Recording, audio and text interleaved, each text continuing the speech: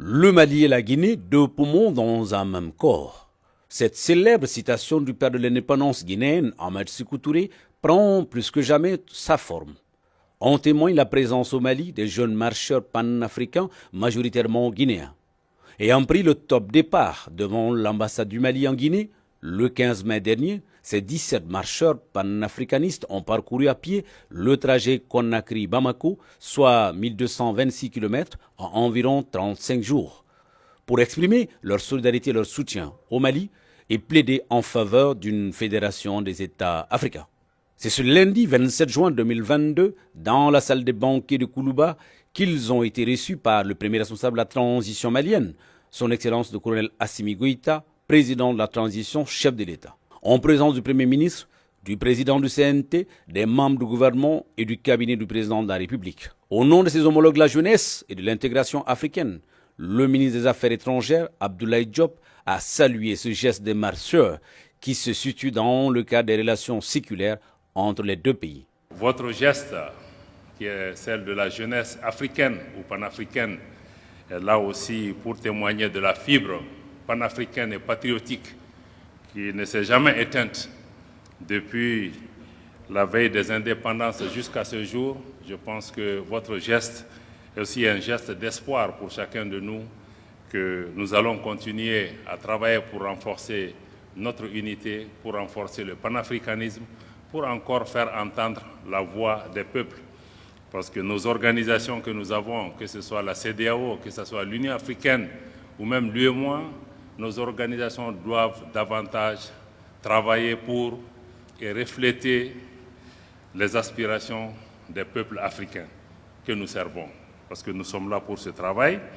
Monsieur le Président, ce geste est d'autant plus important que nous devons exprimer en votre nom notre gratitude à la Guinée, au peuple guinéen qui a été le seul peuple de la CEDEAO à ne pas accepter d'imposer des sanctions injustes et inhumaines à notre pays. Je voudrais à votre nom exprimer toute la gratitude du Mali et des Maliens pour ce geste que nous n'oublierons pas.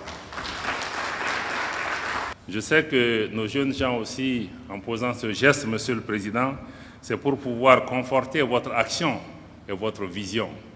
Votre vision qui est celle de pouvoir réaffirmer et affirmer la souveraineté de notre pays, notre engagement à prendre en charge notre destin, notre engagement aussi à continuer à travailler pour la réalisation de l'unité africaine. En interne, notre engagement, c'est de faire en sorte que notre pays puisse être en capacité d'assurer sa propre sécurité, d'assurer la protection des personnes et de leurs biens, et de faire en sorte que nous puissions travailler pour la prospérité du Mali, mais un pays ouvert sur ses voisins, et un pays qui va continuer à œuvrer pour la réalisation de l'unité africaine. Le porte-parole des marcheurs a pour sa part plaidé pour un État fédéral africain dont la fédération Mali-Guinée sera le noyau. Le but de notre marche, c'était pour, ou je dirais même c'est, non seulement soutenir le peuple malien, à sa tête le président, qui est aujourd'hui en train de résister face à l'impérialisme, comme la Guinée l'a été en 1958. Aussi, c'est une façon pour nous de réaffirmer et de consolider la solidarité que le peuple guinéen, à travers son président de la transition, Mamadi Doumbouya, a réaffirmé la solidarité avec le peuple malien,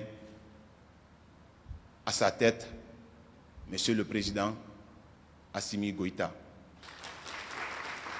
Mais c'est aussi et surtout plaider en faveur d'un État fédéral africain amorcé par la Fédération Mali-Guinée, qui peut être un noyau dur de cette fédération. Parce que pour nous aujourd'hui, la fédération dans ce monde du XXIe siècle, qui est le siècle des grands ensembles, comme nous le constatons un peu partout, aujourd'hui, l'État fédéral est la seule issue. Ce seul l'État fédéral peut défendre valablement les Africains, peut les permettre aujourd'hui d'entamer les projets pour son avenir meilleur avec beaucoup de sérénité. C'est pourquoi nous venons aujourd'hui plaider auprès du camarade président Assimi Goïta et nous allons le faire auprès du camarade président Mamadi Doumbouya de tout faire. Nous plaidons pour que cette fédération ait lieu. Après ces différentes interventions, les marcheurs ont remis au président Goïta le drapeau de la Guinée et de l'Union africaine et ont rassuré qu'ils feront de même au président guinéen. À travers ce geste, ces jeunes marcheurs viennent de lancer un beau message de solidarité en faveur du Mali.